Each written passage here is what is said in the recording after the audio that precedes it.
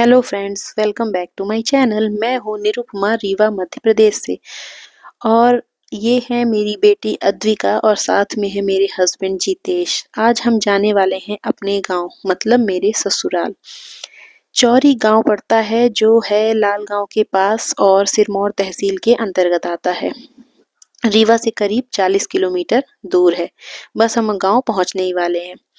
ये हम घर पहुंच चुके हैं और अभी करीब रात भी हो चुकी है, तो रात के खाने की तैयारियां चालू हैं। ये है हमारी उसारी, जिसे शहर में कहते हैं डाइनिंग हॉल कह सकते हैं। तो हम यहीं पे खाने की तैयारियां कर रहे हैं। ये है मेरी दादी सास, जिन्हें हम अम्मा कह के बुलाते हैं। और यहाँ पे मैं इन लोगों की खुशी को और भी दोगुना कर रही हूँ अपने चुटकुलों को सुनाकर। यहाँ मैं सबको जोक सुना रही हूँ तो सब लोग बहुत इंजॉय कर रहे हैं उसको। बस यहाँ जब जब हम लोग गांव में आते हैं तो ऐसे ही गपशप चालू रहती है। चाची मेरी आटा लगा रही है रात के खाने के लिए, और सासू माँ मेरी मेरी छोटी बेटी धृति को संभाल रही हैं। बस यही सब करते हुए हम लोग खाना खा के फुर्सत हो गए। अभी नेक्स्ट डे है सुबह का, तो हम जा रहे हैं आज गांव भ्रमण के लिए। मतलब आज हम अपने गांव के एक बहुत प्राचीन मंदिर है शिव जी का, जिसे बमनिया भी कहते हैं, तो हम वहां पे जा रहे हैं दर्शन करने शिव जी के। तो अगर आप हमारे चैनल पे नए हैं और पहली बार मेरा ये ब्लॉग देख रहे हैं तो हमारे चैनल को जल्दी से सब्सक्राइब कर लीजिए, जिससे आगे भी आपको ऐसे वीडियोस मिलते रहें। हम अपने गांव के रास्तों में हैं। आप देख सकते हैं यहाँ पे कितने सुंदर गांव के घर बने हुए हैं, खप्पर के घर बने हुए हैं। तो मैं तो ज़्यादा जानती नहीं हूँ, हस्बैंड मेरे बताते जा रहे हैं मुझे कि किसका कौन सा घर है, ये किसके खेत हैं, खलिहान है। तो इन गलियों से बस यूं ही गुजरते हुए गांव की गलियों से हम आगे बढ़ रहे हैं। साथ में ये मेरे हस्बैंड हैं जितेश जी, और बेटी है अद्विका। तो हम बस पहुंच गए हैं मंदिर के पास ही, इसके आगे गाड़ी नहीं जाएगी। तो रास्ता थोड़ा सकरा है, तो यहाँ से अब हमें पैदल ही चलना पड़ेगा। ये एक पीपल का पेड़ है और इसी के नीचे कुछ माता जी का एक मंदिर सा बना हुआ है। तो यहाँ से लेकर शिव जी के मंदिर तक हमें पैदल ही जाना पड़ेगा। मेरी बेटी और मेरे हस्बैंड आगे ही भाग के पहुंच चुके हैं मंदिर। और इस मंदिर की कुछ ऐसी मान्यता है कि पहले शिव जी को जल चढ़ाया जाता है, इसके बाद यहाँ पे ये जो माता की मूर्तियां हैं, फिर इसके बाद वहां पे जल चढ़ाने के बाद ही यहाँ पे जल चढ़ाया जाता है। आप देख सकते हैं कितनी सकरी गलियां हैं, तो यहाँ पे 4 व्हीलर तो नहीं जा सकती है। और ये हम मंदिर के पास ही पहुंचने वाले हैं। ये एक तालाब है, अभी तो इसमें पानी ज्यादा नहीं है। और ये हम पहुंच गए हैं शिव जी के मंदिर। ये मंदिर के पास ही एक बगल में नया मंदिर बन गया है। शायद पिछले बार जब मैं आई थी तब ये नहीं था। ये मंदिर अभी नया बना हुआ है।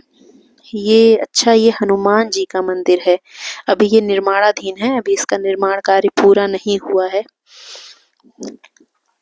और ये जो आगे मंदिर है ये है शिव जी का। चलिए आपको लेके चलते हैं और दिखाते हैं।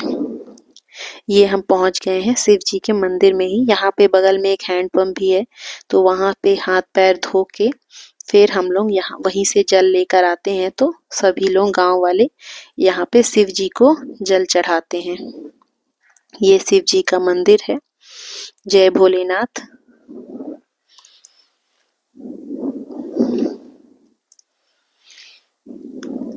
यहाँ पे सभी ने पूजा की। हम लोगों ने यहाँ पे भगवान को जल वगैरह चढ़ाया और इसके बाद हम पूजा करके अब वापस जा रहे हैं अपने घर। ये घर लौटते समय हमें रास्ते में ना एक लोमड़ी दिखाई दी, तो अद्विका उसको देख के काफी एक्साइटेड हो गई कि मम्मा ये क्या है। तो फिर मेरे हस्बैंड ने थोड़ी देर के लिए यहाँ पे गाड़ी रोकी। मैंने भी सोचा कैमरा जूम करके आप लोगों को दिखाऊं कि ये लोमड़ी यहाँ पे सुबह सुबह हमें टहलते हुए मिल गई थी। अभी रास्ते पे हम लोग बस लौट रहे हैं यहाँ पे आप देखिए कितने सुंदर हरे भरे खेत हैं गांव के। बिल्कुल यहाँ पे इतनी शांति है ना, शहर की भाग दौड़ वाली जिंदगी से हटके जब यहाँ पे कुछ थोड़े दिन के लिए भी आओ तो बहुत अच्छा लगता है, बड़ा सुकून लगता है यहाँ की हरियाली देखने में। ये हमारे गांव की प्राथमिक पाठशाला है, जहाँ पे हमारे बड़े पिताजी या कहिए मेरे बड़े ससुर जी यहीं पे टीचर हैं, यहीं पे वो पढ़ाते हैं। यहाँ से होते हुए बस अब हम पहुँचने वाले हैं, पहुँच ही गए ये अपने घर। ये जो घर आप देख रहे हैं ये भी हमारे बड़े पिताजी का घर है, बस हमारे घर से लगा हुआ ही है, बगल में पड़ोस में है। और हमारे घर के पास ही है, ये बाहर एक हैंड पंप लगा हुआ है और एक चबूतरे पे कुछ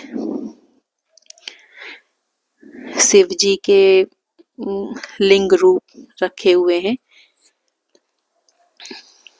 और बस ये हमारा घर है।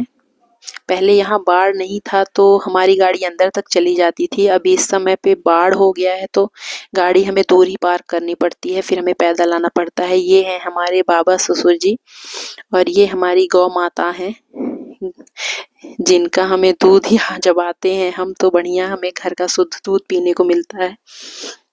तो ये है हमारा घर गांव का, आपको चलिए अंदर लेके चलते हैं। लेकिन अफसोस अभी हम घर लौटे हैं तो यहाँ लाइट नहीं है, अभी ही लाइट चली गई है तो अभी अंधेरा है घर में।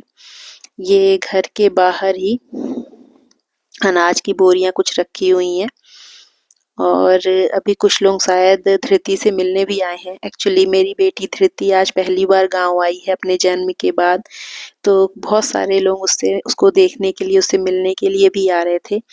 तो ये एक बूढ़ी दादी भी हैं, हमारे परिवार की हैं, तो हस्बैंड मेरे उनसे बातें कर रहे हैं, अपने बचपन की यादें ताज़ा कर रहे हैं। इसके बाद फिर नाश्ते का प्रोग्राम भी चालू होता है।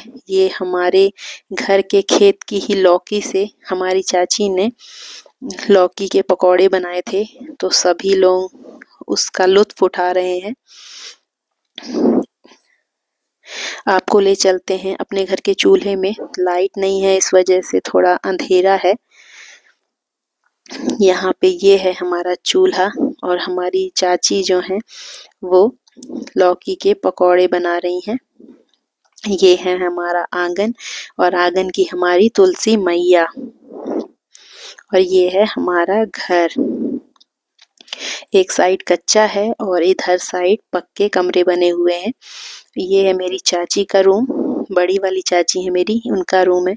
तो बस ये अपने कपड़े समेट रही हैं, रीवा जाने की तैयारी हो चुकी है। अब हम रीवा के लिए निकल चुके हैं।